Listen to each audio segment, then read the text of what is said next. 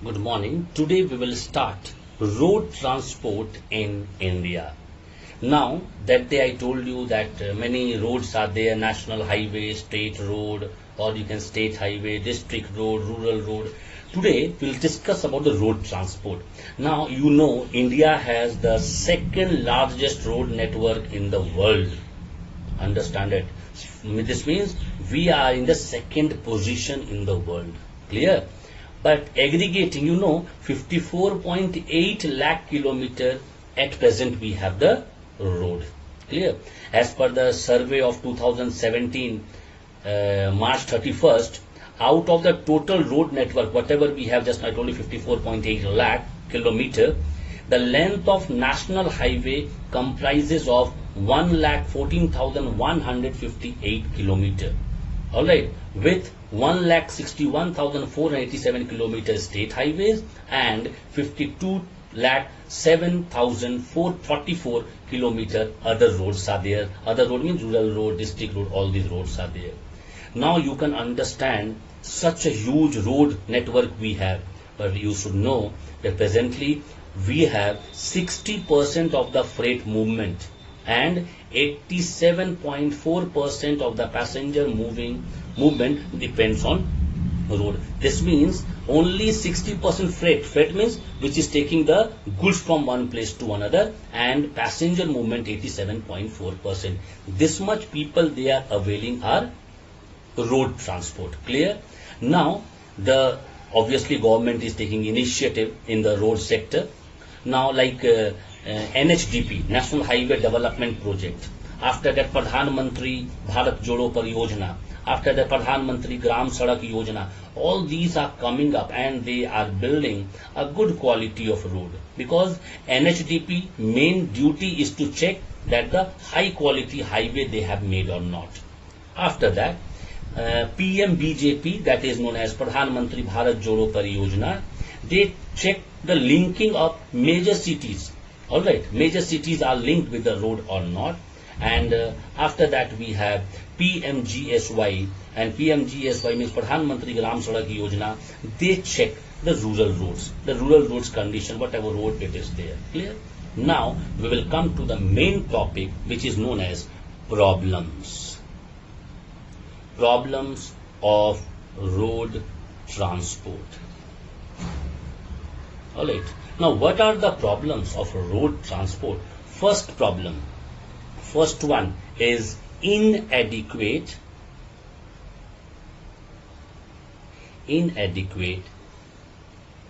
paved roads.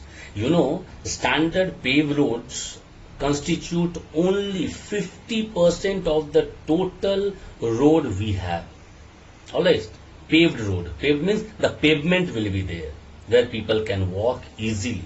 And out of this, 20% are in good condition. Think of it. This means 80%. We can say in a broad language, or in a broad sense, we can say that only 20% road is a paved road with a good condition. You can understand. This is inadequacy of paved roads. Clear? Second one is high burden of taxes. This is a major problem, because according to the Road Transport Organization Committee, road transport has been subjected to heavy taxation.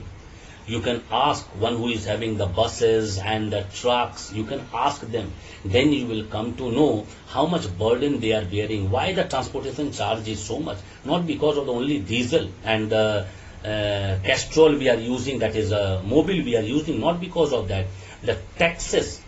Alright, suppose you have car. I am telling you, in car also you can see, suppose you are going to Kolkata, how many places you are paying the toll tax. This all comes as a tax only. High means burden is too much. This is also one of the problem. Third problem is heavy pressure on NH. This is also very important, because large section of NH and some section of the state highway are being used heavily Why? Because all the goods coming from different state passing from the highway and national highway, and little bit passes from the state highway also. So much pressure of there in the road, and this reduces the speed of the vehicle. And after that, what happens? Pollution is taking place. After that, accident is taking place. All right. Now, all these things are known as the problems of road transport. Now, next one, number fourth one, inadequate. This is very important. Inadequate rural roads. Now, rural roads, we Indians are known as that we are in agricultural country. It is known as that we are in agricultural country, and rural places are based on agriculture, and we don't have road. Suppose a farmer, he wants to grow too much crop, but he is afraid to grow. Why? Road condition is not good. Road is not available. How they will bring the goods, the surplus good, we can say good, the surplus goods, whatever is the surplus crop, to the market? Because they need road. They cannot carry everything in their own head. They need something. What they need? They need a good road, so that the communication will be good, and they can bring their goods from the urban area to the rural area to the urban area. But we have hell lot of problem like this. Now, other problems are also there, like frequent accident. Frequent accident. This is also a major problem. Road accident means you will have to block the road. Now you block the road, that is again the problem. After that, bad condition of roads. Road condition you have seen, pathetic. Alright, pathetic. Yeah. Now our government, they are working very hard. Alright, you have seen everywhere they are broadening the road, or somewhere where the road condition is not good, they are working on that one. And we should thank Nitin Gadkari for all these things. Clear? Now come water transport. Water transport. Now, water transport, that, but what I will tell you, if you will believe, then I can tell you one thing. Water transport is one of the cheapest means of transport. Cheapest means, because all the bulky item or the bulky goods we carry through water only, from one country to other, one continent to other, from even one state to other also. Alright, because in our inland water transport system is also there. It's not that it is not there. Even shipping we have. All these things we have, and because of that I can assure you that water transport is one of, alright, it takes time, but all the bulky which you cannot take the goods from via train or via flight, alright, and in the road, if you are going via road, it will be too costly. Then water transport is one of the cheapest means of transport. Now come importance. Now, what are the importance of water transport? The first one, expansion of foreign trade. Obviously, if my water transport is very good, in a very good condition, obviously we can increase, we can expand our foreign trade. Trade means business. We can increase our business with abroad country, because India's foreign trade is quite large, you all know, and it is likely to further expand because of the economic development of the country. Alright, now we should not underestimate all these things, the importance of water transport, and this will only expand, or the expansion can take place if our water transport will be quite good. Now come to the second one, cheapest means of transport. Just now I said, when I started water transport, I told you it is one of the cheapest means of transport. Why? Because no cost is involved. It is a free gift of nature. What is the free gift of nature? No need to construct any road, no need to construct any airport for this one. easily you can do, but you can construct easily you can take your ship from one country to other, or you can go from one state to other. Clear? Third point, just now I discussed this also, transportation of heavy goods. Just now I said, na, bulky item which you cannot carry. All right. And in a very low cost, through water, you can take that one from one place to another. Clear? Now, fourth point, foreign exchange. Foreign exchange.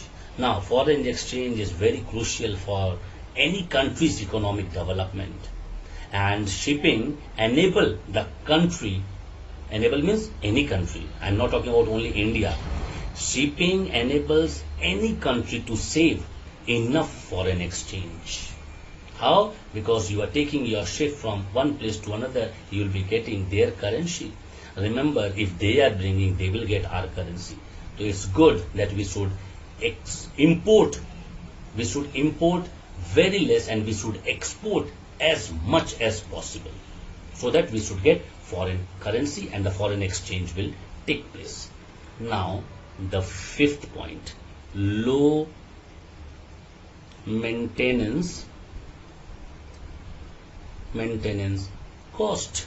Now, obviously low maintenance cost. Why? Other mode of transportation like road you will have to construct, railway you will have to make the track, airport you will have to check the airports. Now, here cost of maintenance for water transport is very little. We can say in comparison to all those, it is very meager amount.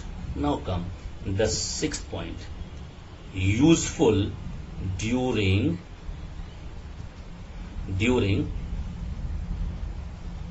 natural calamities. Now, think of it, how it is useful in natural calamity time. During any calamity like flood or a heavy downpour or any railroad is disrupted, that time alone you will see that this is the mode, all right, the water transport which is not disrupted. Alone it takes the every task, it completes every task, because you will have to take the goods from one place to another, because people are not getting food. You can take bulk of good at a time from one place to another. So it helps us in a natural calamity time also. Now, two major modes of water transports are there. All right, two major modes of water transport in India. You all are aware. The first one is inland water transport and the second one shipping. You are aware of both. Now, what is inland water transport? First of all, again, it is also very cheap because water transport, all right, energy efficient, and it takes a bulky goods from one place to another. All right, if they originate and terminate on a particular navigable stream. Clear? Now, in ancient times, inland transport system or the inland water transport was of great significance. In India, I am telling you, it is limited to a certain rivers like Ganga, Brahmaputra, the canals and the deltas of Krishna and Godavari. It is quite popular. Till today, I am telling you, it is quite popular in Kerala, Tamil Nadu, Andhra Pradesh, Odisha, Uttar Pradesh, West Bengal, all these places. Why? Because in India, total navigable waterways is 14,544 kilometers. All right, but again, one sad news is also there: 5,200 kilometers on major rivers. All right, and 500 kilometers on canal. All right, and 44 million tons of cargo is carried. 44 million ton every year they carry from one place to another, the cargoes. So you can understand how good the inland water transport system is there in our country. They should expand more and more. They should expand this one. Clear? After that, a Central Inland Water Transport Corporation Limited was set up in 1967. Why this Central Inland Water Transport Corporation was set up? Only to take care of the national waterways. All right, all the international waterways, they will take care. And after that, what happened in 86? Inland Water Authority of India was set up. And what was the duty of Inland Waterways Authority of India? Only to coordinate and implement central scheme. Whatever central government scheme will come, it is the duty of Inland Waterway Authority of India to implement it. Clear? Now, in our country, 3 national waterways are there. Alright, in our country, there are 3 national waterways. The first one, it is between Ganga between Allahabad and Haldia. Keep note, the first one, it is there in, this means you can say NH1. Alright, NH1, or you can say national, no, not NH. NH means national highway. It is National Waterways 1. Alright, 1. Now, this is on Ganga river. First, it is in Ganga. After that, it is between Allahabad, today it is known as Prayagraj, and Haldia. Alright, between Haldia and Allahabad it was there, and it is 1620 kilometer. Clear? And this started functioning from 27th of October 1986. It started functioning. Clear? Second is National Waterways. I am writing NW. NW2. NW2 is on Brahmaputra. Brahmaputra, and it started between Sadia and Dhubri. Clear? And the distance covered 891 kilometer. When it started, 1988 on October 26. After that, NW3 we have. NW3 is nothing. It is on the West Coast Canal. All right, West Coast Canal. All right, and between Kottapuram to Kollam. All right, and the distance is 204 kilometer. Clear? Now, they cover to Champakare Canal and Udog Mandal Canal also, and which is approximately 204 kilometer as a whole. Now come shipping. Now you know, in our country, as I told you, shipping and one more was their inland waterway. Now shipping is yet another mode of water transport. It is also a water transport.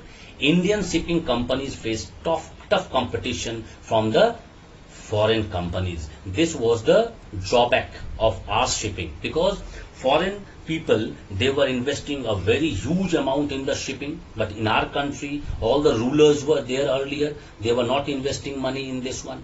And even in our country, they faced a tough competition between because of the foreign companies, shipping companies, because they were having very high-tech shipping ships, and we were not having.